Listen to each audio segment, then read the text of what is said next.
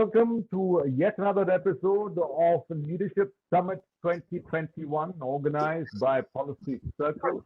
Policy Circle is all about a conversation on governance in the country, governance, corporate, and sustainable development. You can check out Policy Circle's different social media handles on Instagram, Facebook, and on LinkedIn. Policy underscore circle, the same on Twitter, policy underscore circle for the latest top stories, information on governance, as well as all kinds of analytical pieces about the Indian economy and government as a whole. Today, we of course will talk about leadership in a post-COVID era. We have a fantastic panel of guests. Anil Nair, founder and editor of Policy Circle, also will be joining us today, as will Mr. Shailesh Haribhakti, Chairman L&T Finance, Sagorika Kantharia, founder KYO Human Resource Consultancy. Also with us, Pankaj, Satija, Chief Regulatory Affairs, Tata Steel. Completing the panel will be Mr. Satyam, Priyadarshy, who is Chief Data Scientist at Halliburton. Thank you all for your precious time, and thank you all for being part of this conversation today that will all be about how to achieve success in a post-COVID 19 pandemic era. How has leadership changed? How are skills changed? How have corporates adapted, evolved? What are going to be strategies that are going to be extremely important if in a post-pandemic world, leadership and success have to be achieved? There are different trends that we have noticed. We'll go into all of that in detail as we go along. We'll, of course, go into our guests, and I'll start with Shailesh Haribhakti, if I could, if you allow me, sir, just to put our audience and obviously all those who will see this later online in Policy Circle, how has the world changed, not just in terms of leadership? Has the very definition of leadership changed because of the realities we encountered in the pandemic? Nobody had seen that, how to deal with that in 100 years. Leadership, of course, not just at the top of the corporate world, but also leadership in daily life. It has become more holistic. It has become more evolved, and it had to be. Absolutely, Athar. First of all, I'd love to thank Policy Circle for inviting me to this extraordinary panel. And it's such an important subject. In the post-COVID world, there's no doubt in my mind that leadership will be of a completely different character, because the big realization is that we all need to become stewards of our environment. We all need to think about social responsibility and about purposeful governance. And that is the defining change that I'm seeing in the post-COVID world. As we entered into the pandemic, we realized how difficult we have been as a race in terms of the quantum of carbon that we have emitted. 2,400 gigatons of carbon has been emitted so far by the human race through the entire Anthropocene age. And if we don't draw down now, not just talking about net zero going forward, we need to draw down. If we don't draw down 1,000 gigatons, we would have hell to pay, because we would simply bust the 1.5 degrees Celsius limit that the planet seems to have set and our scientists seem to have set for us. And therefore, the way leadership is operating is to take on this challenge, to talk in every forum, at every space, about how we will actually draw down our carbon footprint. Just this morning, for example, at the inauguration of a very large cement plant, the largest piece of the conversation with the government was entirely focused on why a green cement plant is the need of the hour and is something that needs to be become the norm rather than the exception. That is the extent to which investment leadership, leadership in finance, leadership in investment, And all over the world, this is the case. It's not an accident that 73 trillion US dollars of ESG investments have already been made. It is the need of the hour. It is because people are now not going to invest if there is no ESG support for the investment. And people are not going to join companies which do not have a heart and soul which speaks to the ESG framework. And this is why the leadership of almost every enterprise, whether it is government, NGO, corporate, whatever, will change and will change dramatically. And I think if we are able to sustain this momentum and actually embrace the need of our times, we will have a very difficult time managing in the post-pandemic world. What it did was it focused our attention. And what I hope will happen is we will sustain this attention over a long period of time.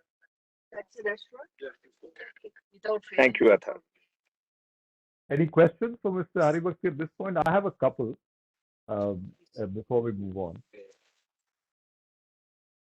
Mr. Haribhakti mentioned how the sustainability of what you just described right now would depend a lot, and correct me if you think I'm wrong here, would focus on more emotional, instinctive intelligence in terms of leadership, a far more caring, for want of a better word, attitude, not just in terms of corporate leadership, but also leadership as a whole, more empathy, if you will. Absolutely. You've got it perfectly right, Athar, because unless you have that empathy and that ethos of caring, you will simply not be able to turn your minds to actually making the change happen. And the way the leaders are doing it, for example, in very simple things like making the workplace seem safer to work in than home. That was a huge challenge during the pandemic. And in almost every plant site that I'm concerned with, we made sure that people felt that the entire set of safety measures that were vaccinations, making sure that there was sanitation, social distancing, all of that was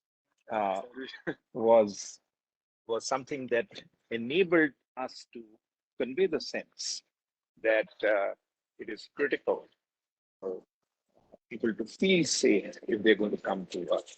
And that is what truly helped us to bring people back to work.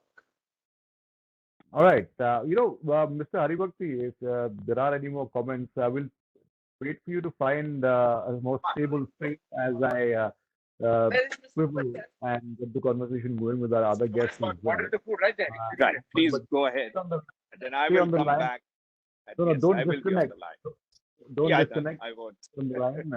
On the Priyadarshy, would you agree with a more empathetic or emphatic, really, empathetic approach to leadership now? Is that all there is to it now? Because times have changed. I mean, we've seen the concept of the large corporate or the employer per se will have, according to me, and you can correct me if you think I'm wrong or if you disagree with me, it won't just be an employer per se. It will be more of as a social security net for the post-COVID-19 pandemic worker, a contingency worker, which ironically has bloomed. The contingency worker has bloomed during the pandemic. Do you think this sort of concept of the employer being a social security net at large, apart from, let's say, an institution like the government, is going to be a feature in what we see? And obviously also, sir, please be expansive with your thoughts about leadership as a whole post-2021. Yeah, so I think one of the things I feel that while we can talk about post-COVID, but I think we can't talk about post-pandemic because this is not the first or the last pandemic.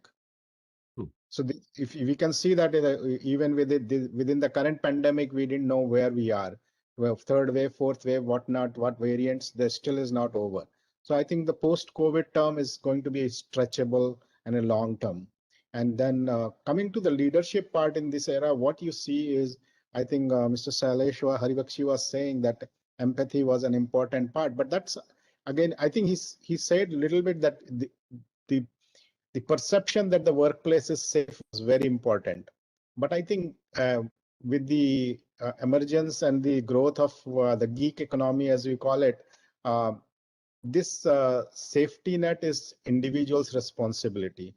But then it comes with a lot of challenges. Safety is one that we can actually control, but how do we really be skillful enough to be going from one kind of a job to another kind of a job, whatever it is, function? And that's where I feel that's what we need. I like a term that the talent has to be what is called the avatar talent, right? And of course, stealing the word from the Indian culture. But this avatar talent in the modern context is very, very relevant, right? If you look at it, what does it really stands for? According to me, that word means always versatile, right? A stands for always, V stands for versatile, adaptable, and these terms have meaning actually. And if you look at it, especially in the last 1.5 years, you will see that how it really functions. Then the next one is transformation or transformative. That skill has to be built in, right? In olden days, you did a chemistry degree, you spent all your life doing chemistry. But today, that's not the case. And I can tell you that in my own personal life, that has not been the case. And it is true for people who are in the gig economy, because today you are a programmer, tomorrow you are a database person. If you just look even in the startup world, people have to do everything. And then, of course, the agility that is needed during this next generation of what I call post-pandemic, plus the other disruptive forces that are there. And that's where you need the resilience that has to be built in. So if you look at it, that always versatile, adaptable, transformative, agile, and resilience is part of that avatar. And if you look at it, why it's critical. Now, pandemic is one disruptive force. The whole, while it may not, it impacts almost everyone, the digital maturity of the organizations or the industry or education, doesn't matter which industry we are talking about, that is another disruptive force. The third force, which is really, we haven't really tapped very well, except in few places, is this whole emerging technologies. So we can actually talk about some of those things on a single slide. If I can share my screen, let's see if you can see my screen. So I'm going to skip to some slides. Of course, I can only speak because of my teachers and my PhD advisor from India, after my parents and all my family and friends around the world. So I'm going to skip that part for now. So this is what I talk about, right? These are the four forces we are talking about. So leadership has to be associated with these deep disruptive forces. The energy transition, I think Shailesh ji was talking about it, and since I am in energy industry, this is going to be really complex. It is not an easy thing. We can talk about in general terms our carbon neutral and zero carbon and things, but if you look at a nice picture of an energy transition, that's how it will look like. The complexity and the domino effect affects every industry. This requires the maturity in digital transformation, and which is really the foundation actually lies in what I call big data revolution. And it is all about creating exponential value, and that can only be done that when the industries, the companies, the people by themselves can disrupt themselves. That requires everybody to be really agile. All right, and as people we have to be, because if I stayed with what I did 20 years ago, I could not be where I am today. And this is I'm not giving an example in my sense, but if you look at the people who are into this geek economy, that they're building these startups in the Silicon Valley or in Bangalore and other places, they really disrupt themselves a lot. And then this requires a new kind of thinking, and because this thinking is what actually makes our this whole avatar talent concept really work very well, because this comes for me, that has always come for last 55 years of my life. I have believed is only these 20 words from Hanuman Chalisa, because that is what actually tells you that you can transform yourself, keep removing the blockers that exist. And that is what gives this whole avatar talent concept. And this is in practice, and this is what I have mentored a lot of people around it. And what I see today, especially today, as I expand my center in Bangalore for a new generation of workforce in the energy industry, I am not looking at the degree that they are coming with. I am looking at it, can they adapt? Today they are working on, say, seismic domain. Tomorrow, can they work on carbon capture problems? Day after tomorrow, can they build augmented reality solutions? Right? These technologies have to be tapped for any industry across the board. All right, the communication technology, 5G. So, for example, if we're talking about energy sector and we're talking about net zero, if you look at the history of it, the energy industry has talked about digital oil fields 35 years ago. There is no digital oil field that exists today because nobody actually integrated things. But today with communication technologies that are evolving in 5G, 6G, but where is the talent? The universities are not teaching them. That means the person has to be really, has to learn and adopt them. And hence this mindset is what is very, very important to tap all these exponential technologies that exist. We can talk about them in like details as we go along. And the whole approach is I'm going to skip that for now, but it's a simple approach how we can do that, leverage the talent and change in this post deep disruption era basically. But this is all about future sustainability. It's not about the current. Current is already as messy as it is, but can we actually plan for the future sustainability? And hence we have to like transform talent, technology, and inspire what is going to be the reality that we don't know. With that, I'm going to stop my comment here and then see if there are any questions as we move on.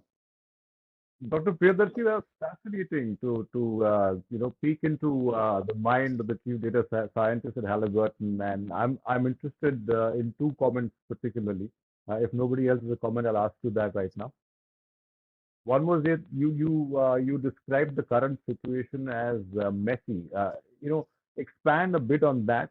What kind of mess we currently look at right now? And I'm also very interested in this in the way that you phrased Avatar. Clearly, a lot of thought went into it, and it has all the hallmarks really of what you might need in a fast emerging a world where emerging tech, as you said, is going to be the cornerstone. But just slightly expand on how messy are we talking, as also on the previous one.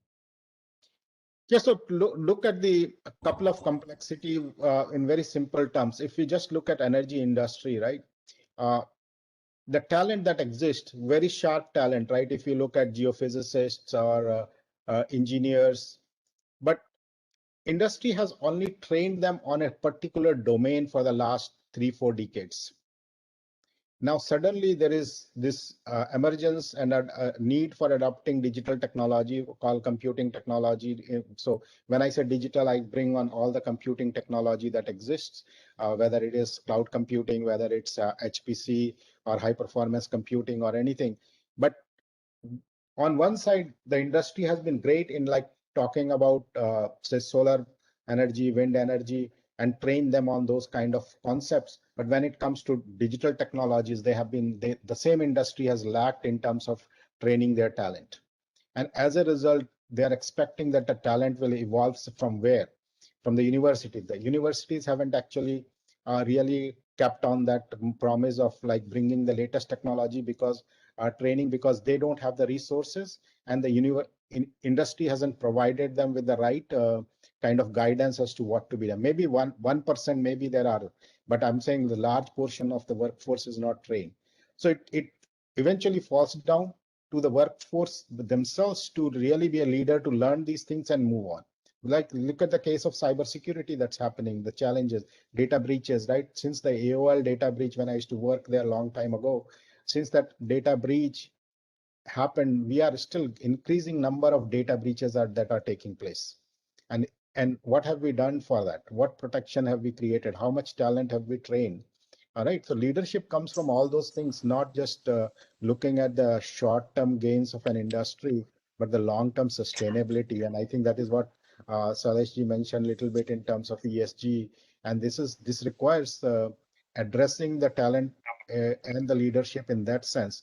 The other complexity comes in this use of the emerging technology, which is very confusing. People use this term AI, machine learning, ML, whatnot, in a very unfortunately very complex manner, that as if AI is something in a box and you can actually deploy it. It's like saying that we are eating chemistry, we are wearing chemistry, we never use that word. So AI is just a subject, its application is what we are talking about. So, and Right. as a result, the old leadership or the old guard is very confused as to how to implement these things. Like I've spent last 5 years traveling around the world, meeting the top leadership in this sector. And the question is, what is AI to them? And this is the old guard, right? So, which is fair question, because people can go and tell, oh, we can implement AI to resolve that. So, so these are people complexity, technology complexity, the communication among people, the translating, I would call the translating complexity is very high right now. And with the pandemic, that I would say there are some good things that happened is in terms of even the old guard, which was not ready to take advantage of exponential technologies, have actually accelerated the adoption. But at the same time, it's just a long challenge to reach that sustainability point. Any questions on his presentation from the panel?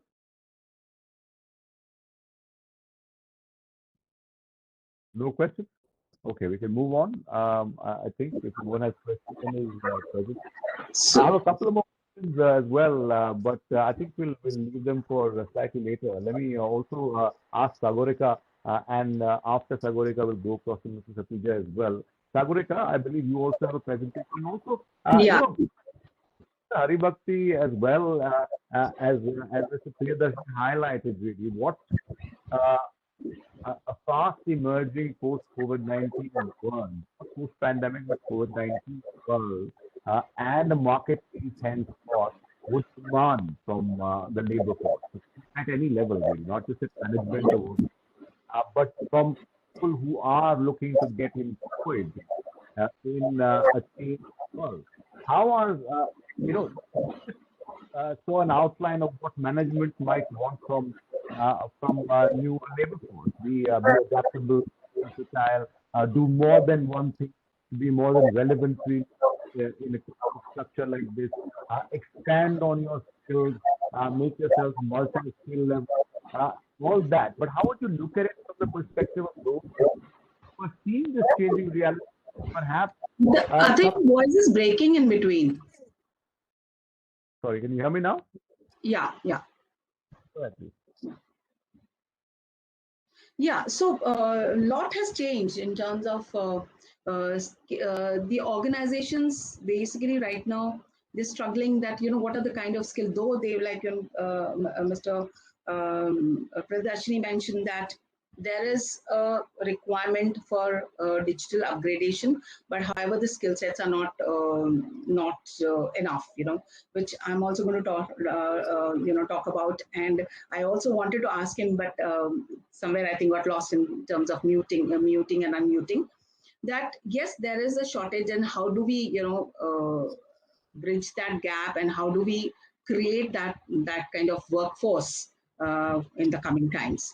So my presentation is mostly on how the workplace has got disrupted, and more on the softer side, like what are the requirements from the employee point of view, from the organization point of view, and how the organization is trying to match the requirement of the employee, keeping the wellness in mind and also the productivity in mind, and how it's right now at a stage, I would say, that there's no one particular policy with one particular design which will fit all organization. Everybody has to kind of look at their what is their digital evolution, what is the productivity of the organization, and decide on the model that best works for them. So I just have a short presentation and talking about the three aspects really, which kind of touches on what are different kind of skills that are emerging, and therefore how the workforce should prepare themselves for the coming, if they want to stay employable. And at the same time, the organization, it's not that only responsibility of the employees. Of course, it is a major responsibility of, if I want to want to remain employable, I need to work on my skill sets. I know what are the gaps, etc. But it is also important for organizations to invest in their people, so that they are geared up for the fourth industrial revolution. And so it's a shared responsibility, I would say. So I just want to put up this. Yes, go ahead. I think you have a presentation for us, Sagorika. Yeah. So I'm sorry, I'm new to this WebEx, so I'm not okay, able take to. your time. It's important because I was going to round the circle back to that as you find your presentation. I was going to talk about how one point that Mr. Priyadarshy made, which I thought was very important, was our education institutions really kind of providing the next level of education, the skill set required really to find employment in the post-pandemic world. Do you think education institutions are up to enough or up to snuff really to what's happening on the street right now? Do you think they need to adapt a bit more? Is the question to me, Athar? Yes, Sagorika, I hope you will answer that and also find your presentation in the meantime. Yeah, I'm just on the presentation bit. It's not connecting for some reason, so we'll need some help here. Well, while we do that, why don't you answer what I asked you? Are education institutions adapting, in the necessary ways, or do they need?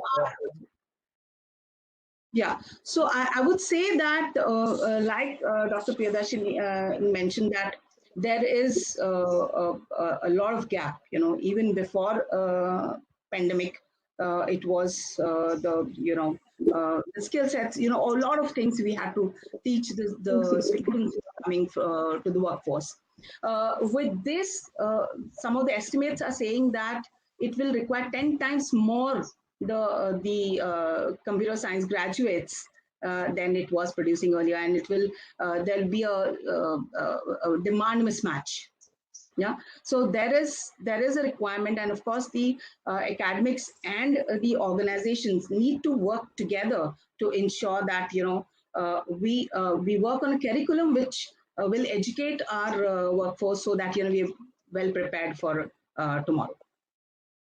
Can I jump in there and give a somewhat different point of view? Yeah, please go ahead. I think we assume that the only way we can learn is if there is a teacher and there's a learner.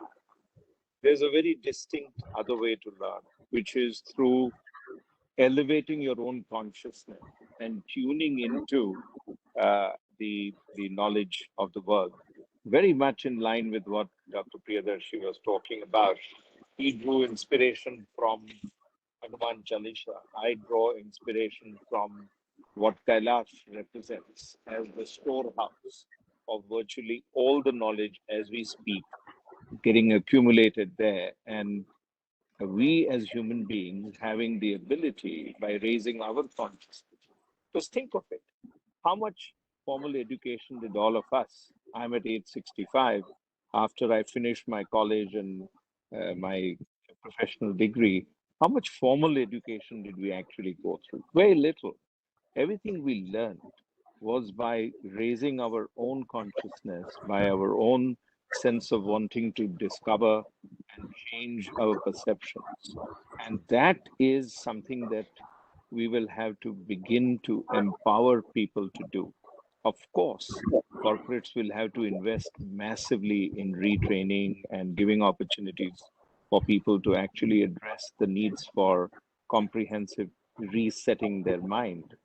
But the big I see it over the next 5, 10 years, will come from this heightened consciousness and self discovery of modes that will enable you to absorb new knowledge and experiment and be confident about changing things from where they used to be.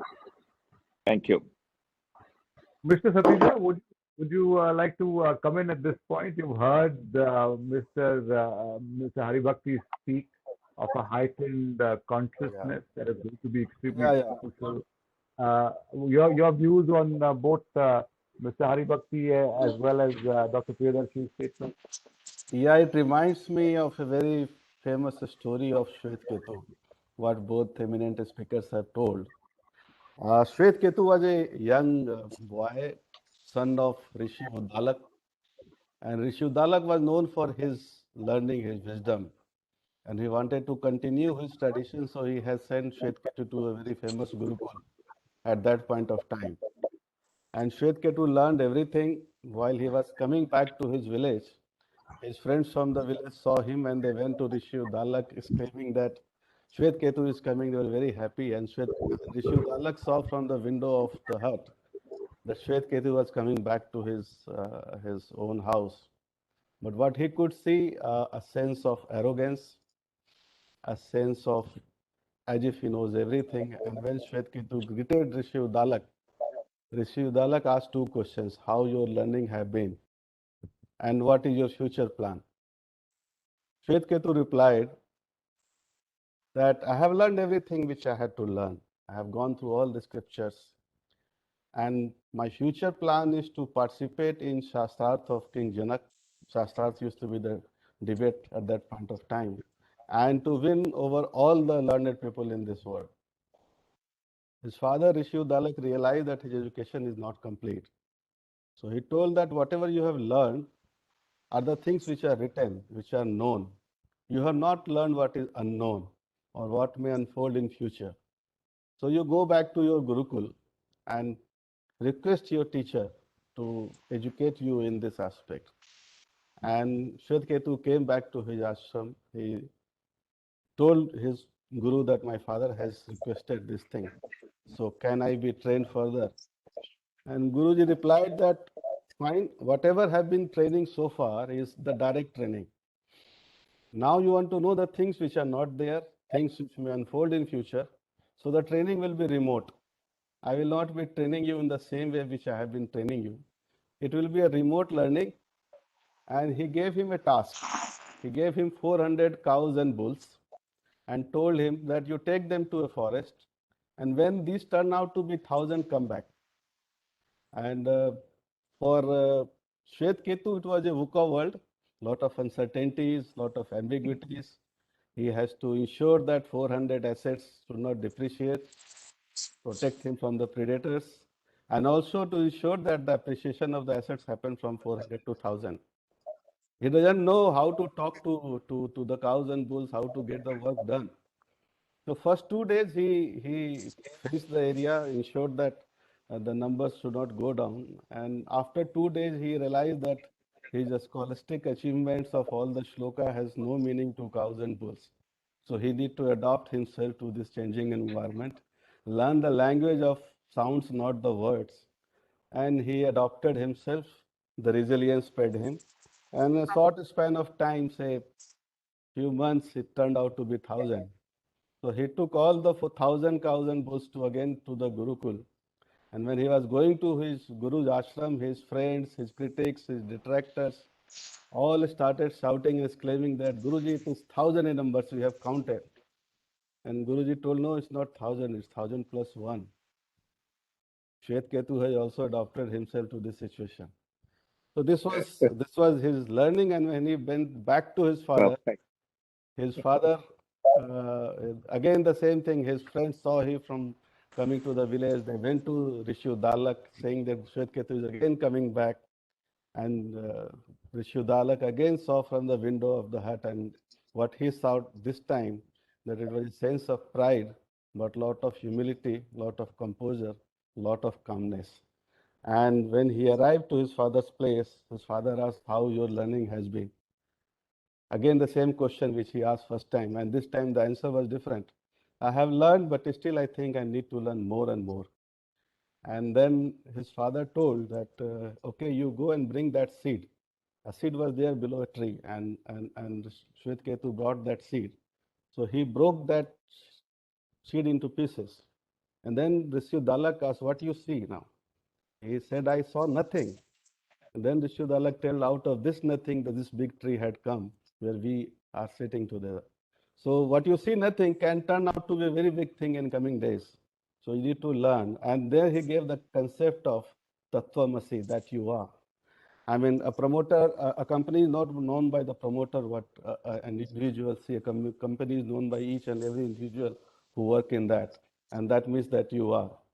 So, and there are many leads on this of ambiguity, adaptability, resilience, communication.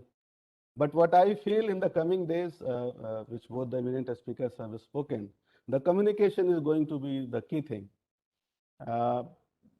We may see that a superior has 10 meetings planned in his calendar, a subordinate sees 10 meetings planned in his calendar with his superior.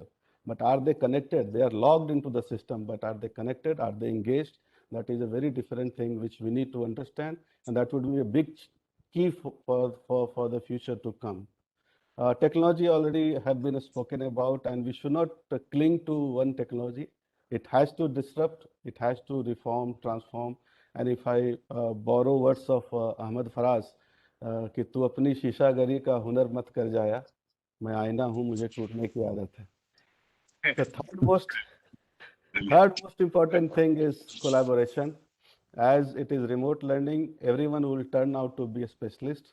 But then the collaboration within the organization, collaboration which my two eminent speakers have spoken about, the ecosystem of startups, the industry, academia, connect, the collaboration has to go within the system to outside the system, and how we can meet the organizational objectives, collaborating inside and collaborating outside.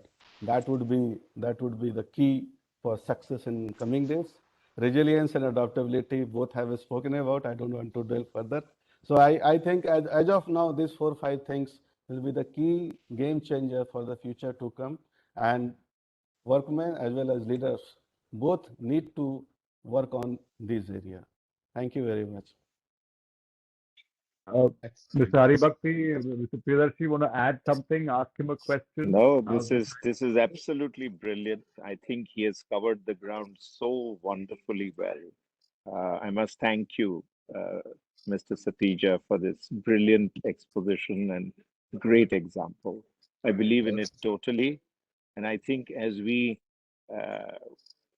shut our eyes and actually try to imagine what we ought to do, we will be reminded that we need to collaborate, we need to learn, we need to absorb, and we need to give the world whatever we have, and then feel that emptiness to actually refill ourselves at all times. The way we put it in the modern world is, I feel obsolete all the time. I can tell you that I feel obsolete every week because there's so much new knowledge to be gained. Thank you for that wonderful story. Wonderful. Absolutely. I wanted to add that this story is from Chandok Upanishad. And literal meaning of Shvet Ketu, Shvet plus Ketu. Shvet means white or bright.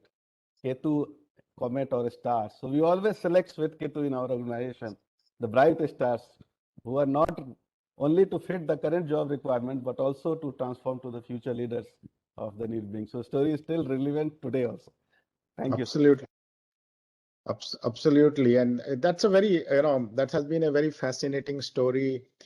People read them as stories, but implementation has been hard. I think you articulated it so well, and organizations can take advantage of it. And just one comment on the whole education thing, I think on collaboration before Sagorika goes with her PowerPoint slide. There's this gap between corporate and academics has been there forever. But now this time that the collaboration is done at a serious manner. So the starting point itself is actually in the universities or the institutes.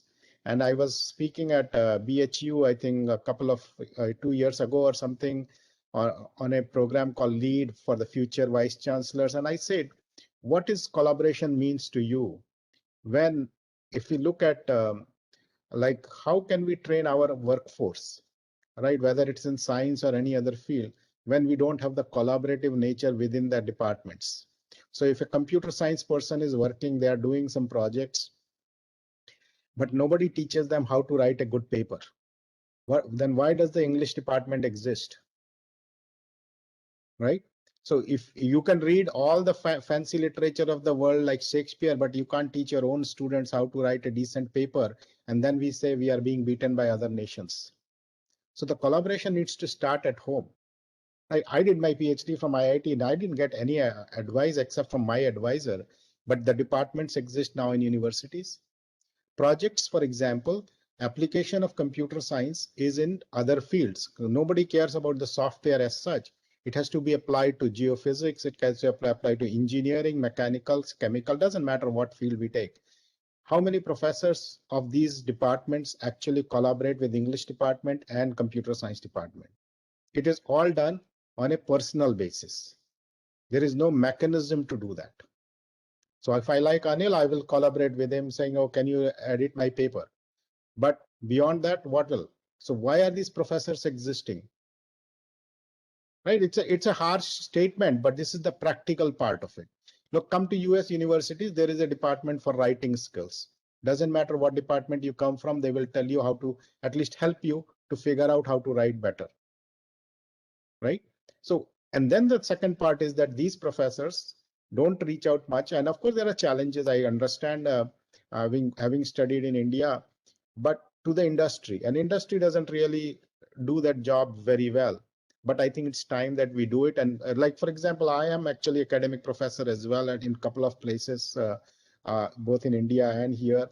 My game is like every student, if they are in my class, they need to write a paper on a practical problem related to, say, big data in any of the fields that is important for India. That is only exam I have. I have no other exams. Practical, go talk to the companies, go get some data, do something and write a paper. And that helps them not only in career, but also thinking through the whole process. I have to solve a problem. I think that's Sheth Ketu's story falls there very well, because they have to go and find things, learn on the ground, and then produce something which is meaningful, which they get as an award rather than a grade A plus or B minus. Just one point here on the last point you made, if I could, who makes the first move though? If collaboration is what is needed, not just between, the situation in the country, in India, of educational institutions, and barring a few, and they might or might not be government supported or funded. The reality here. Who makes the first move towards collaboration? More work is needed from the corporate side. Wouldn't you agree? No, I think it's a policy. Since we are in a policy circle, it's a policy matter for the government also. The government should not fund any English department if they can't have 10% of their workforce students really trained in writing better English of their own university, from science, psychology, geophysics. Why not? You can say your bonus or whatever your methodology in India is to compensate. That is tied to your how many students or how many other professors have you mentored. Why can't that be done instead of saying, oh, you did a great job, so you get a 5% raise? That should not be the case. And same thing for a computer science professor. You will get a grant to write fancy algorithm, but it has to be applied to a problem of national interest. I'd just like to add one thing, Dr. Priyadarshy. There's a phenomenal set of 3 books. It's a series of 3 written by Ramiz Nam, which talks about how collaboration will happen in the world of the future.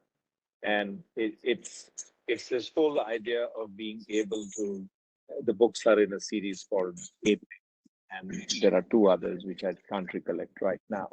But absolutely fascinating, to your point on how collaboration must be engendered through the very natural processes of interacting with each other and interacting with the and that's the way the world is going to go. It's just going to pull that collaboration forward.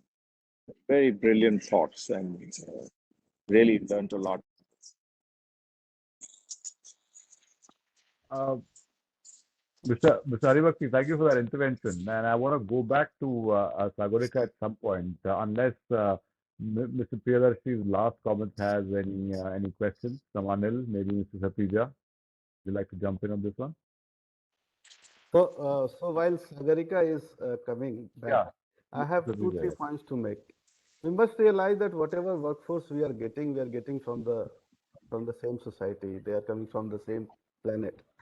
So when we joined, I mean, person from my age, we were not very fussy about that very first day we should need a chamber or we should be given this and this facility because we have been brought up with some many siblings together. We had our own value system or experience of sharing and things with our siblings. But then it started that the single parenting, a boy, a girl who is being Can you nurtured, see or you can't he, see now? he or he I think has your everything presentation is not from visible, the but very I beginning use of the childhood, from the and presentation. that has also reflected in our organization also that when a new person joins from the very first day he needs to have or she needs to have a chamber, a laptop, everything at the time of joining, and if it is not there he or she is restless that what is this, this is not I mean a good system or good. So as the society is becoming more and more nuclear, more and more confined, the need for collaboration will go more and more up. I mean, and this is going to reflect in the workforce also. So Hmm. as you were mentioning that long back we have been taught that primary purpose of education is character building and secondary purpose has been to get a job or to get a occupation. Of late it has been changed. The societal pattern has also been changed. The children used to first fear from the father, now the children don't fear from father, they fear from mother. I mean in today's time they are very comfortable with father, and the mothers are also changing that why you got 95, why not 97 or 99, something like that. So these changes in the childhood is also going to reflect when they join the organization, and there will be sense of too much of competition than collaboration, than keeping the information close to the heart rather than sharing. So these are the things we need to nurture from the in the family itself. Then probably it will cascade down to the educational institute as well as to the workforce. So that's the limited point I wanted to make. All right, then. Now we have a fascinating exchange of ideas going on right now. And if you're watching later online, you will be glad that you clicked on Policy Circle. Sagorika, I think we have, in fact, it's that time of the discussion when we go back to the HR looking forward presentation from the views of not just the labor force, but also corporates who are going to be handling a very changed, I might add, labor workforce has changed because of what happened because of COVID-19 and the resulting and extenuating circumstances. Go ahead, Sagorika. Unmute first. Yeah, so there's lots which has changed. People are working from home for last 1.5 years, and which, of course, kind of addressed the issue at that point in time where people were looking at safety, but they are already, missing that social interaction. So, in one of the surveys, that said that 70% of the employees want to come back to the organization, spend about 1 or 2 days, want to at least in a week be there in the meeting up with colleagues, so that this collaboration issue which one of the speakers spoke about, they already see that collaboration and relationship building issues are coming up. So really, while the organizations are looking at the hybrid workplace, there are these are some of the softer things which are required from the employees to develop, like Pankaj mentioned about collaboration. We don't teach our children right at home how to collaborate, how to create the win-win situation. In the coming context, in the coming years, it will be really difficult because you're working with a diverse and dispersed team. You see. And this is one thing which, in terms of the soft skills, which is very, very important even in the age of robots, where we are looking at technical skills, where every job will need to know how the AI works and how it functions and how it kind of adds to their function and brings in efficiency. Along with that, the softer skills are becoming that much more important. In fact, Deloitte mentioned that around 2/3 of the job by 2030 will be will require the softer skills, and which will require, and it also requires today.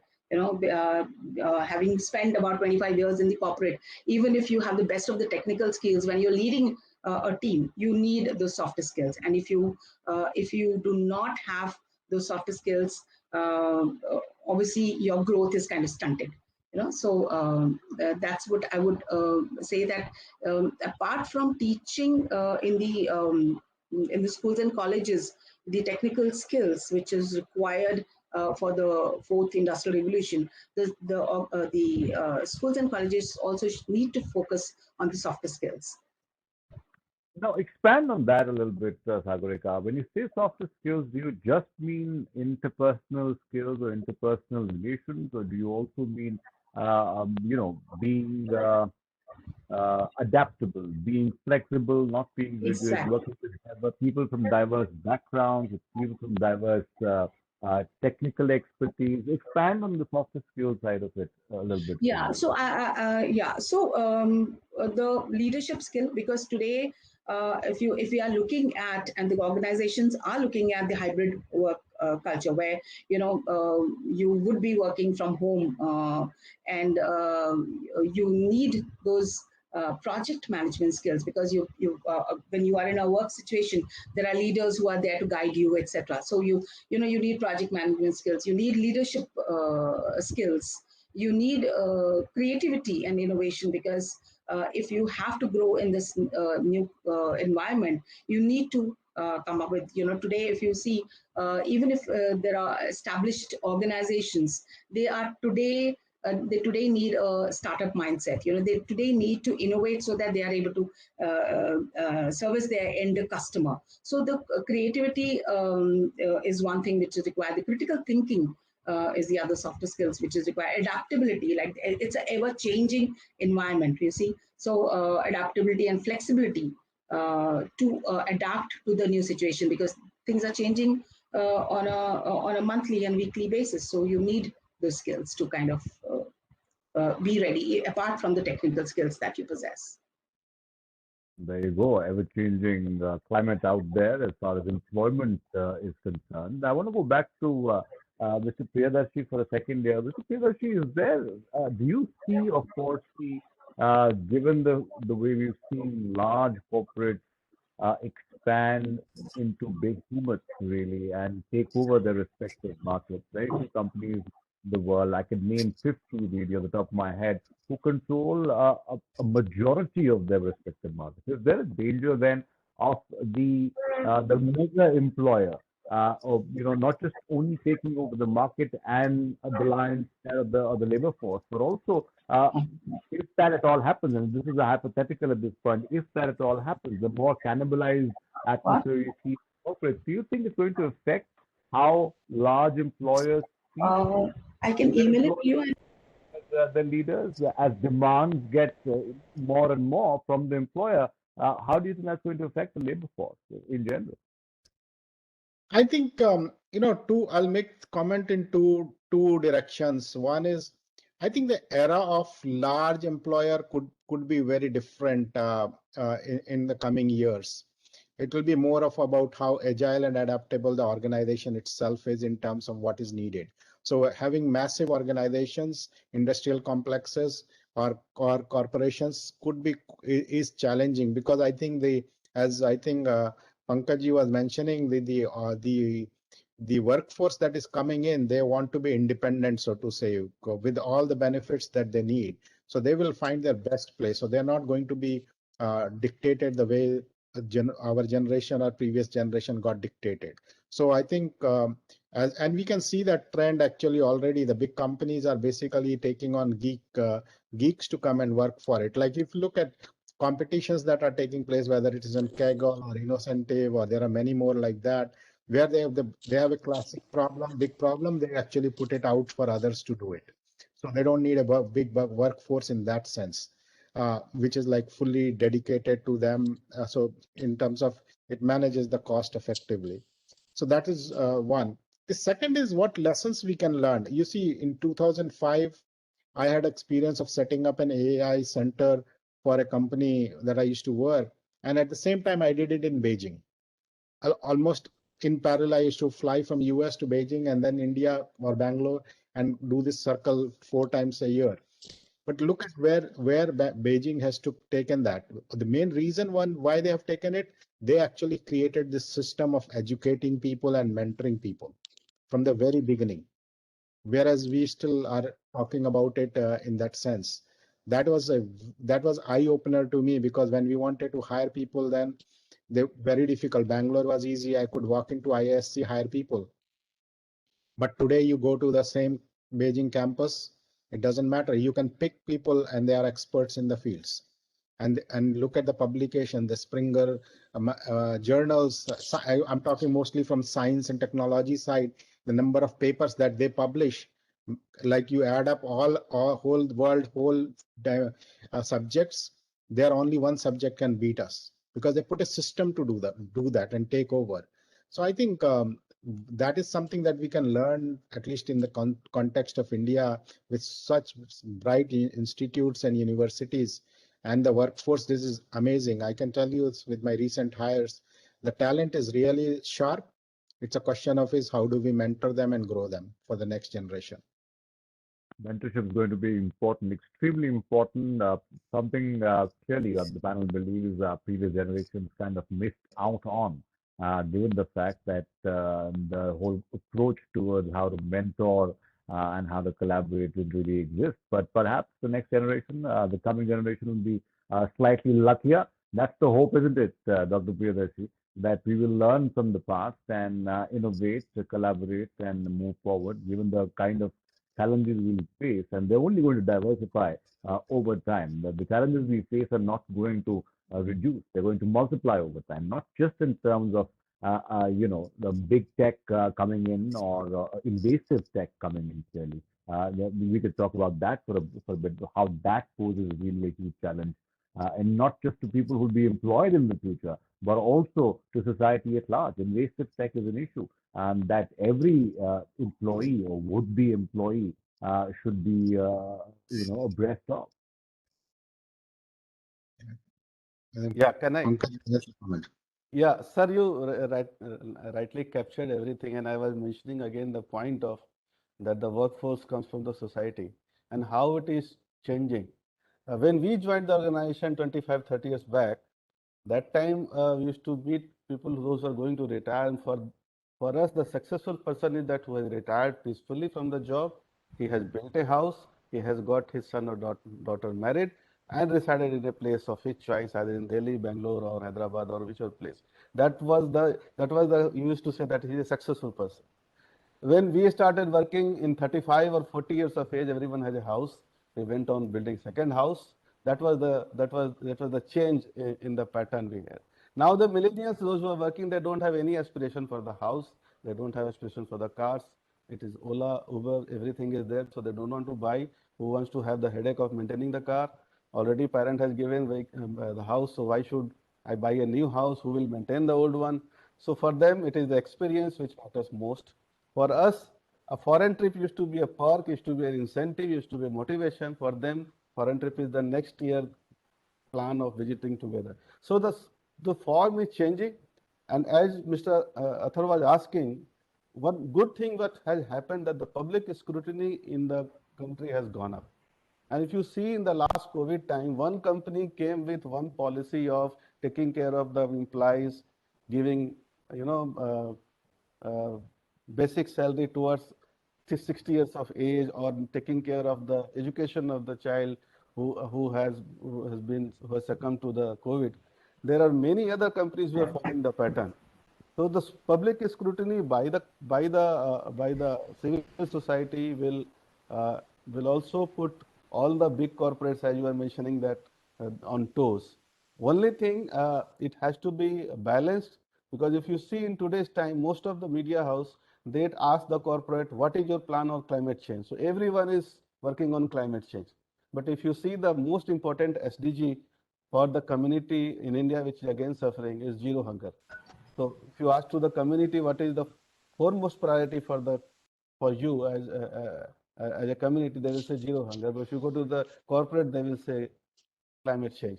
So I'm sure that in time to come, the further public scrutiny or the ESG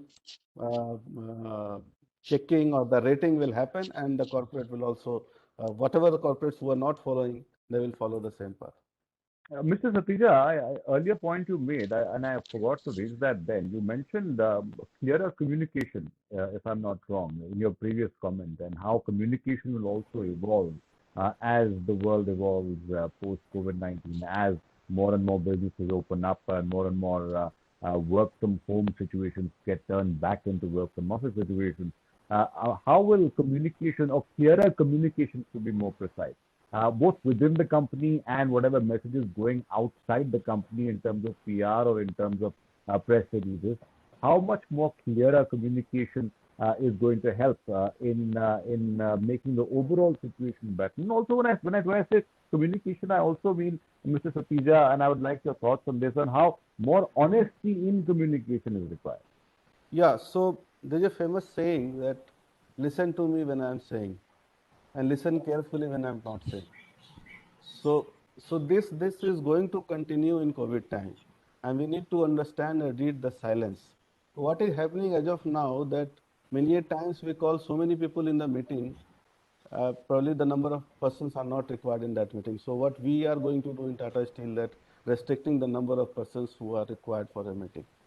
So that will ensure that if you are meeting 10 persons, I'm actually meeting 10 persons. It is not like that 30 or 50 people have logged in, but I'm not communicating with all of them.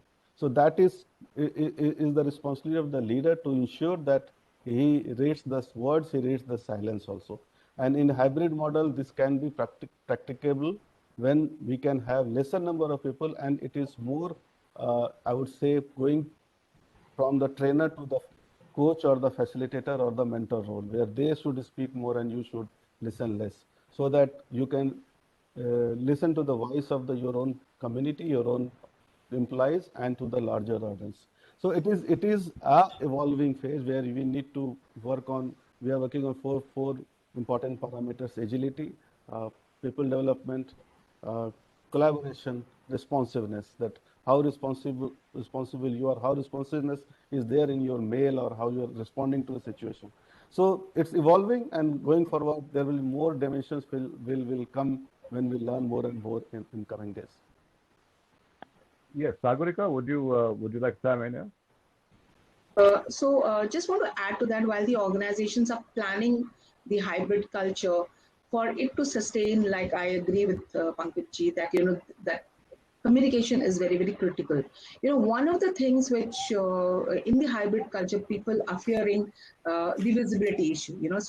While they are missing 70% people are missing the social interaction. There are 87% of the people in one of the surveys says that they don't want to give up their workplace. Reason one, of course, is the collaboration and relationship building, and other is visibility.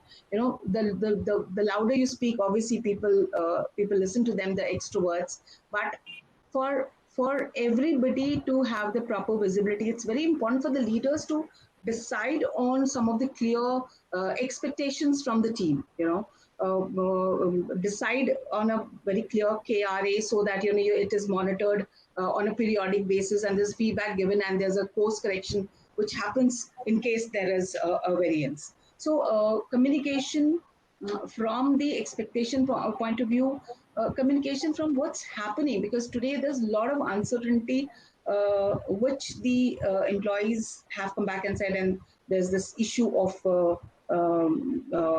there is a fear in people's mind of job losses and etc. So when you spoke about honesty, how honestly the leaders are talking about what's happening in the organization and how they're preparing them, so that we've seen a lot of job losses in the during this COVID situation, so that it does not happen. And or even if they are not ready, or if they are not going in the in the next era, how the organizations are preparing them so that reskilling them so that they are not left unemployed. So one of the examples that I want to cite from the one of the airlines, I don't remember the names. I think Southeast Airline, where when after, post the COVID, when the airline industry was going through a lot of obviously it wasn't working. So what did they do? They did not just lay off their people. They reskilled the stewards and got them inducted in the hospitals where the nurses required. So that's truly is the role of the organization and as leaders, that how concerned you are for your employees. So while we're talking about sustainability, etc., but it's very important that how do we reskill our people? If they are not fitting in my organization, how can I, pass them to the organizations which may require their skill set? Couple of points I want to pick up on, and I want to go back to Mr. Priyadarshy on this. Mr. Priyadarshy, a very basic question that we need to address clearly here. And a part of course, how to adapt and how to innovate and the avatar rule.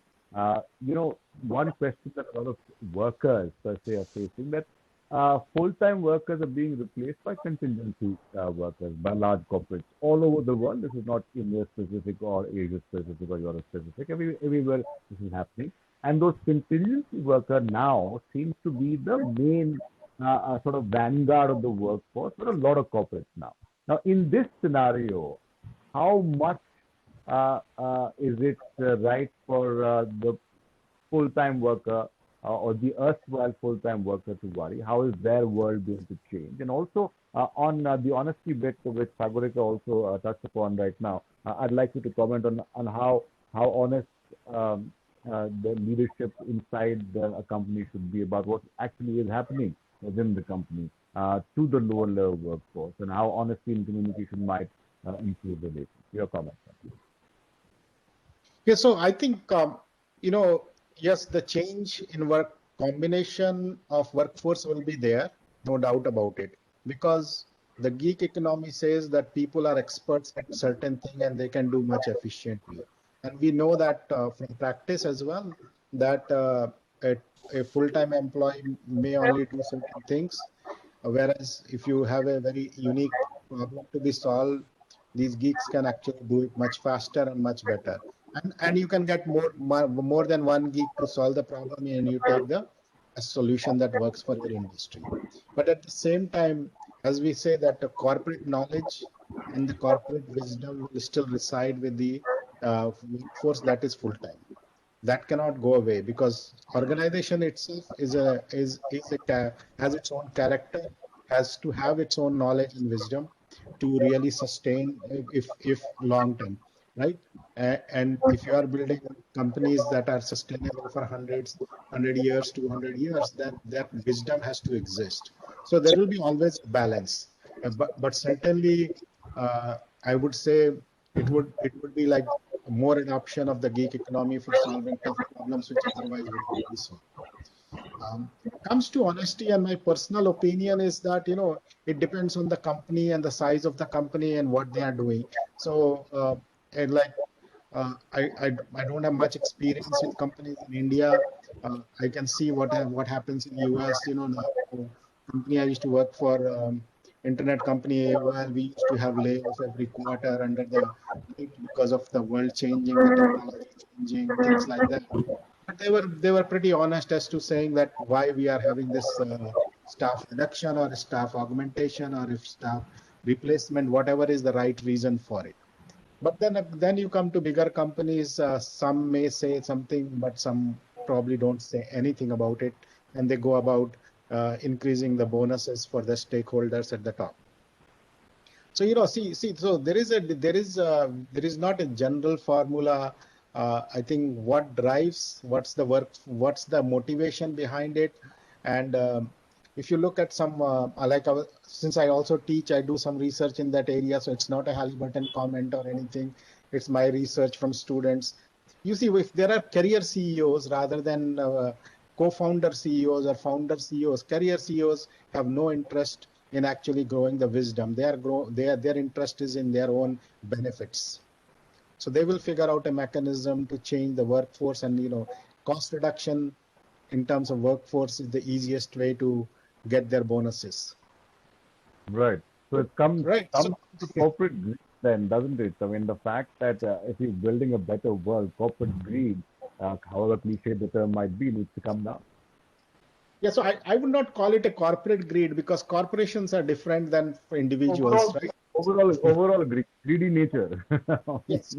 So that's why there is who's running the show and what is the motivation, and that's where the challenge happens, I think. And especially, I think this is a big problem in terms of, I think Sagorika ji mentioned it correctly. Honesty is very important, especially with this new generation workforce. They really want to excel. So communicating with them in the right way as to what they can really achieve is very, very important. And that is what I think we all, at least we should focus on, trying to bring the best sanity to these things, to the next generation workforce. Mr. Satija, a comment on that. The career CEOs always look out for themselves, but founder CEOs perhaps is the way to go. I mean, I have little difference of opinion with him in Indian context. Most of the CEO, they always go by the founder principle. I mean, I can give example of Tata Group. So, I mean, we all 96 group companies, they are following the guiding principle of founder, and they may have a different businesses, but then the common ethos remains same. And there are many other good companies, Wipro, I don't want to name companies, but there are many good companies who are also working very responsibly. The point here is, which is missing, is that sometimes the responsibility of the big corporates to take along the smaller companies, that is missing in India. If we see the whole ecosystem as as some of the big players who can take the smaller players who don't have wherewithal to or the expertise to follow the same journey, if that can happen, probably a better world can come. So good companies are responsible. They are following the responsible way of working. But then the smaller companies, those who some violation or some deviations, they need to be taken along with by the big players. Otherwise, we must remember that one company does something wrong, the whole sector gets the same paint of brush. So there the responsibility lies with the big players to take the smaller groups, the secondary players also along with them.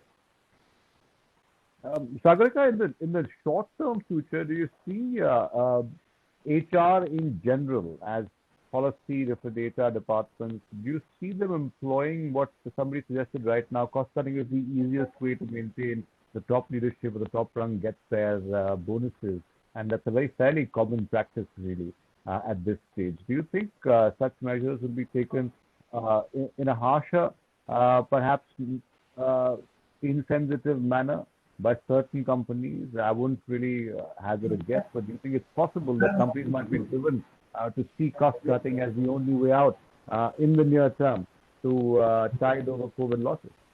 You see different type of organization, and we have all seen in this pandemic how each one of them have behaved with their employees, or there are organizations who have acted very responsibly, and there are organizations, of course, definitely it will impact their employer brand. People don't forget, and people are, and this especially the younger generations are watching what the organizations have, how they have put forward themselves in this whole crisis. And one of the things which is very dear to this millennial and the Gen Z, which is coming in the workforce, is the organization with a purpose, an organization which has a social impact. And those are the companies which attract. And since I work with some of them, and I can see when you source people, how different it is, even if the salary brackets are low. I just wanted to add up to Mr. Pankaj's comment on that. So you can see the difference in the response of the younger generation to the ads which are put up. Having said that, your question on the leadership taking a bonus, and whereas the people down the line have a salary cut. So it clearly depends on, and there are organizations which are doing it, and they feel that the junior people do not know about it. Uh, and which is not true. I mean, everybody gets to know what's happening in the organization, and obviously, it talks about the culture of the organization that they have, and today's workforce will definitely look at the kind of organization they are getting into. So therefore, it's responsibility of the leader. In fact, why would they take bonuses when their salaries are so high? And junior at a junior level, obviously, you're just start of your career, you're just start of your life in itself. So you need to think from that angle. So yes, there are organizations who do that, and people are, this 2021, people felt that it's an employer's market, but as things improve, people are going to take call. Interesting, very interesting. Mr. Priyadarshy, 2 points here. One, do you agree that cost cutting and completely bludgeoning one vertical of your corporate portfolio or the other, it's fairly common now, as you know, in India as well. Do you think that ultimately is counterproductive for the organization? It not only gets bad ink, bad karma, bad juju out there, but also reflects the company culture. And do you feel that practice should be done away with? Yeah, so I'll give in context of what I hear from students, like especially masters student who are, when they hear about companies cutting workforce and all, they are really reluctant to actually even go to those companies to work, right? Even though they may not know the reasons for it, but they don't want to go to a company which they hear in the news as to like, oh, I should, this industry is cutting people for whatever reason.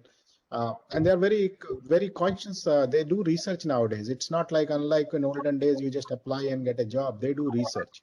And so this really sends a perception. In fact, I can tell you there were students who rejected even internship offers from companies like that, because they said that maybe this company is not stable. So I think we have to look at what message we are giving in what way to the next generation workforce. One additional comment I think we all missed is, and which is very close to my heart, is this diversity workforce, right? And there has all been this challenge as to how do we increase that number. And I've been on that mission for a couple of years now. And I can tell you, this is my first time in India that I've done hiring, and I've had 66% women in this team for energy industry, which has never been done before. And I can tell you the talent pool that I got, they are very sharp and they are very hungry to do more complex things than we have in normal times ever thought of giving them. And that is an eye opener, and especially for India, I think that is a great workforce that we really need to mentor, tap, and actually grow, especially in the new emerging technologies. Fair enough. Mr. Satija, any comments on diversity? Also, some corporates, of course, using a sledgehammer to go through and justify, cost cutting, what have you. Do you think in the long term or ultimately unplanned or coercive cost cutting or firings ultimately works against the corporate? So, Dr. Priyadarshy has raised a very valid point, diversity, and most of the corporates are going in that direction. Power of 50 and many such names have come. But we work on not only for female, we are working on LGBT, and we work in an area which are inhabited by tribal people. So we have also indicator or metrics of how many AA workforce are there in the company. So diversity is needed because organization cannot work on similarity of opinions, but it has to work on respecting the differences, and more the differences and more it has been respected it is better for the organization to go forward. So that most of the companies are taking, and I see, as I mentioned, that it also comes from the society. 10, 15 years back, if you're driving in the rural part of India, you won't see a girl child. But now you will see a girl child going on bicycle to a school, 100 meters in front of her, 100 meters front of or backside, no one is there, but she is confident in going to school. This was not there 20 years back, and that is reflecting in the workforce also. So, I mean, it's the confidence of the parents, it's the confidence of the society, which are helping the rural areas. So in urban India, still there are certain issues, but then yes, rural India is picking very fast, and the workforce from the female diversity point, I'm absolutely confident that it is going to increase larger and larger in coming days. Cutting workforce, I mean, again, depends on organizational uh, ethos and others. There are companies who are working on it. See, attrition is the thing which is going to happen. I mean, it happens, and it is good sometimes also. Some amount of attrition is good, but then it should not be forceful. It should not be for the sake of making profit or for the sake of reducing the cost. It should not happen. And there are ways to part with anyone. And we must remember that the former employees are the brand ambassador of a company. And if they say good or bad about the company, they are taken in a more truthful manner that okay, he has worked there, or his experiences matters most. So, or his or her. So parting ways with employees had to be done sensibly, with respect, and a win-win situation for all. Thank you. All right. At this point, I'd like to throw it open for any questions or comments. Anil Nair is also with us right now, and we can take questions from people who've joined us online if we have those questions later. But Anil, would you like to say a few words? I would like to ask our panelists a question. We are all talking. We all know that in a big transformation in terms of technology and HR practices are coming. How far India and its corporates, doing this? Are they doing enough to tide over the crisis? My question to all speakers, because you We are can all start with seeing what's happening at the top. Priyadarshy, then Mr. Satija, then we can go to Sagorika after. Go ahead, Mr. Priyadarshy.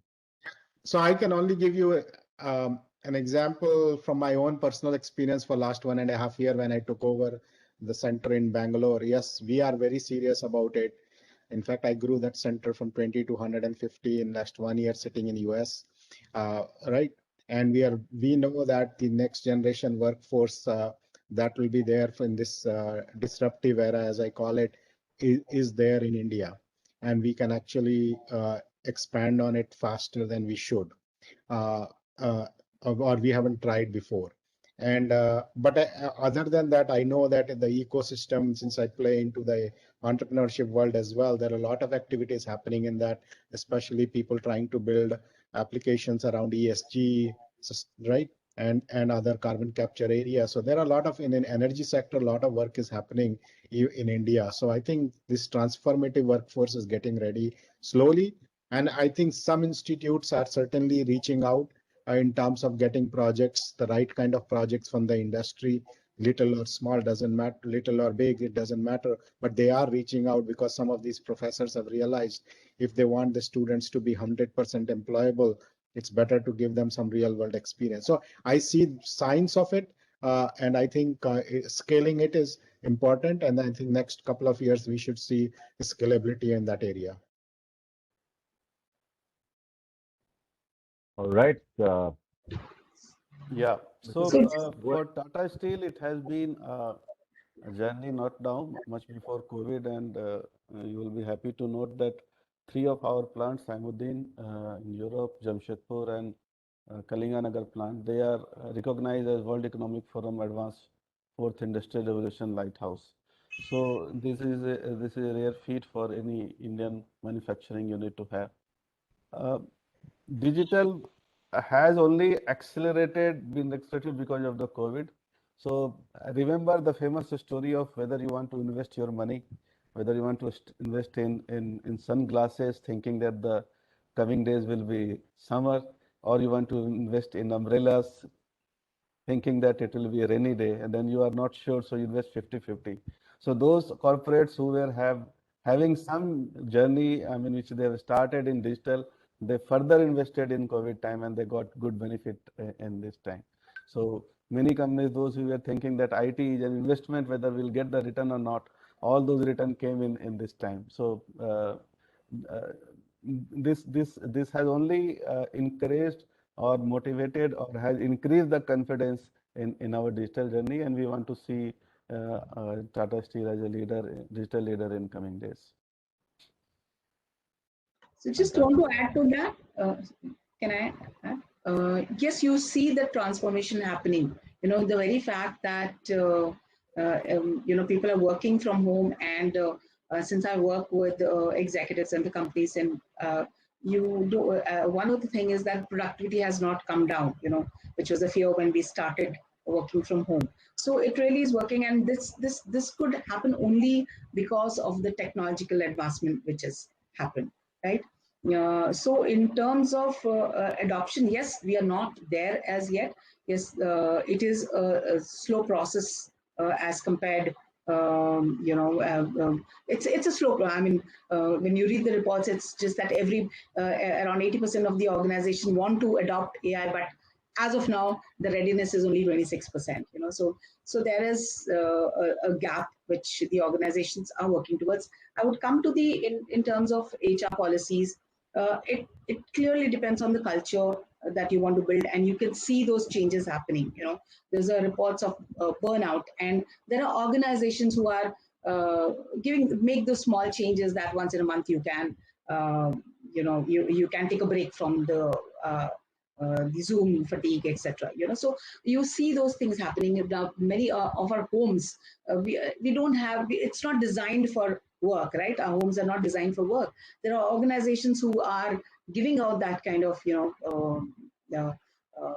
allowances to create your own work, ergonomically designed workplace for yourself. So you see some of the organizations doing it, and some of the organizations, of course, are taking their own time. So only those who innovate and adapt with the times will survive. It's a jungle out there. That much has been established. Any more questions? Are we getting any audience questions, Anil? Hi, this is Krishnanand Tripathi from ETV Bharat. I wanted to ask Sagorika and other panelists as well. Is there any uptick in the hiring activity post second COVID wave? And if it is happening, then in what sectors, what industries, and at what level? Okay. So I see it. The hirings are happening in the IT, and these are all new skill sets that are getting hired, automation experts, etc. However, in I would say the media and the other sectors, retail, which is really impacted at this point in time, the hirings are not up to that speed. Any other panelists comment if they are aware about the developments in the Indian industry? Yes, Certainly. Okay, Yes. go ahead. Yes, sir. Yes, sir. Yes, sir. Yes, sir. So I only see from my viewpoint of energy sector. I think the hiring in the energy sector is happening, especially that's why I use the word STEAM, like all science, technology, math, right, arts, because it's an important part. Digital is not just science and technology. Digital, there is an art component to it as well. So that's been happening, So I think that will grow in the next. I would say next 1 to 2 years as this energy transition complexity is understood by companies, and they need talent to actually address it. Satija, you want to add to that? No, already covered. Both the panelists have already covered. There are certain sectors where the hiring is not there, like hospitality and others, tourism. But other sectors, they are coming back to track, and some of them have also announced the expansion plans, the greenfield projects. So obviously, coming days there would be hiring in those areas also. All right. Next question. Yeah. Good evening. I am Santosh Thampi from University, Mahatma Gandhi University, Kottayam. I am working as professor there. Right. See, I'm very much interested. I was very, with great interest, I was listening to the talks that the experts have made. No, I just wanted to know. So, being a person representing the education institution now, for the past 2 years, especially last year onwards, the major challenge that we teachers are facing is, no, we are not able to give the type of experience that the students are expecting, especially when we use the online platform and all. The offsite classroom or the direct face-to-face kind of interaction is not being made possible. So that has very much affected the kind of what to say, the way we interact with them, the way we could send across the messages and all to the students. Now, I just wanted to know what kind of changes in the skill sets that the companies are expecting from the graduates, especially in the post-COVID era. The question is to all the panelists. We'll take it one by one. Can I answer? So the kind of experience the organizations are looking at, obviously you need the regular skill set which were prevalent before COVID as well, but I would say that their understanding of the digital, for example, if it is in HR, now the social media recruiter, which is a new position which seems to be emerging. So now the organizations are also going to use the programmatic advertising to target the niche skill set which are required. So you need to have an understanding of how the digital works and how to leverage that, basically. So that is one thing. And of course, the soft skills like we've spoken about becomes that much more important because because of situation that we are in, we are working from home. So in regular normal times when you would be sitting with your mentor or the team, there's someone to guide you.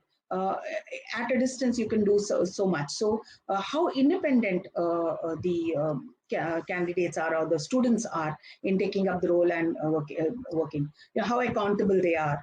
These are the softer skills which will be required because with I don't know how much time more that it will take and how the organizations are going to plan that. Will it be 80-20? Some organizations are planning 80-20, like Tata earlier had mentioned that TCS had mentioned about 30-70, or now they are coming up with 25, Vision 25. So for that, one thing which from the students that is expected is that how independently will they be able to handle the projects, how collaborative they are, how emotional intelligence is another thing which the organizations will look at, how stable they are in their approach. Exactly, that is what one point that we have missed in the discussion, in the earlier discussion, because emotional, that is the personal, that what I feel is that the emotional quotient or the emotional intelligence is the very much essential thing which is required for ensuring the employability, because without which now you cannot form as a part of a team, and you cannot have a very good interpersonal relationship. So that is one area definitely we have to focus on. That's what I personally believe. Yeah. Just want to add to what Dr. Santosh said, see, in earlier times, there was a boss who would kind of come and give a pat on your back. But today, the scenario is such that, you're working from home, especially for the younger, the students who are young. So, which they have to, balance, regulate their own emotions, I would say. So that's what is requirement. Thank you, ma'am. Thank you. All right. Thank you. Next question. Would Satija and Mr. Priyadarshy, would like to answer that question? No, she has replied it beautifully. So only thing, sometimes it also happens with the industry that suddenly a guy after passing out joins the industry and he feels that this was not the place he has thought of. So industry has also gone for internship from second year onward, so that the student also should also be in a real world that this is the place he is going to work. Likely places where he is going to work, and he adapts himself when he passes out. So It's the connect between the industry and the academia which can always deliver the win-win situation for both. Yeah, absolutely. So I won't add anything new, but those 2 points are very important. Like internship has played a big role going forward for this collaborative and long-term benefit of the companies as well as the employees. All right. Thank you for that. Do we have another question on the line? I think we've covered pretty much a lot of ground, I would say. Not all of it clearly, but whatever we could cram at 90 minutes, we've tried to ask a few questions, and our eminent panel has helped us answer quite a few of them. Some of the questions have remained unanswered, personally at least. I'm sure many other questions also which we didn't have time for. But all in all, a great session and a great window into what to expect in a post-COVID-19 world. What to expect as part of the employment workforce that will take not only India but also the world back into times of perhaps normalcy, if I can use the word. There is some sort of adjustment needed at various levels, clearly. Innovate, and I go back to the avatar model that Mr. Priyadarshy shared with us earlier, and many such strategies that can keep you not only afloat, but also make success a daily affair for you and make you achieve your goals. I must also mention before I close this session today on the Leadership Summit 2021 organized by Policy Circle, this of course was about leadership qualities and skills required increasingly in a post-COVID-19 era and what to do to achieve success. I hope our speakers have enriched you with their thoughts and their strategies. And we do hope that we can organize more such dialogues in the future as we go forward back to recovery in 2021. I must thank all the guest panelists who joined us tonight. Mr. Shailesh Haribhakti, Chairman, L&T Finance, joined us from Burgundy, I believe, as well, I think. And we also had Dr. Satyam Priyadarshy, who joined us, Chief Data Scientist to Halliburton. Mr. Satija, thank you so much for your participation and your continued support to Policy Circle. And Sagorika Kantharia, thank you very much for your valuable input on that. Before I leave, I must also tell you to log on to Policy Circle on all your socials. It's on Facebook, it's on Instagram, it's on Twitter, policy_circle, as well as LinkedIn, policy_circle. Go there, register for events like this, and become a member today. More such dialogues coming up in the future. And Nair, many thanks to you for organizing this, for calling the eminent panel, and giving me the opportunity to host the event, to moderate the event. Looking forward to the next one next week. Thank you all. This is Athar saying goodbye. Thank you.